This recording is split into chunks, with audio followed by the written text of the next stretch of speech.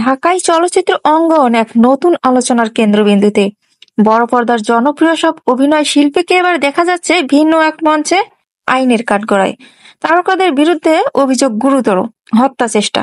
মামলার তালিকায় নাম উঠেছে ঢালিউড নায়িকা নুসরাত ফারিয়া, অপু বিশ্বাস, নিপুণ আক্তার, আসনা হাবিব ভাবনা, চিত্রনায়ক জায়েদ খান সহ মোট 17 জন অভিনয় শিল্পীর। এই হত্যা চেষ্টা মামলার বিষয়টি গণমাধ্যমকে নিশ্চিত করেছেন ভাটারা থানার ভারপ্রাপ্ত ওসি মাজহারুল ইসলাম। গত বছর বৈষম্য বিরোধী ছাত্র আন্দোলন চলাকালীন রাজধানী ঢাকার ভাটারা থানাধীন এলাকায় হওয়া এক হত্যা চেষ্টা মামলায় আসামি করা হয়েছে এসব অভিনয় শিল্পীদের। এছাড়া আসামি করা হয়েছে অভিনেত্রী সুবর্ণা মোস্তফা, রোকেয়া প্রাচী, সোহানা সাবা, মেহের আফরোজ শাওন, জ্যোতিকা জ্যোতি, চিত্রনায়ক সাইমন সাদিক ও আজিজুল হাকিমকেও। জানা যায়, ক্ষমতাচ্যুত শেখ হাসিনা এবং তার সরকারের সংশ্লিষ্ট 283 জন ও অজ্ঞাতনামা 300-400 জনের বিরুদ্ধে ঢাকার সিএমএম আদালতে মামলাটি করেছেন এনামুল হক।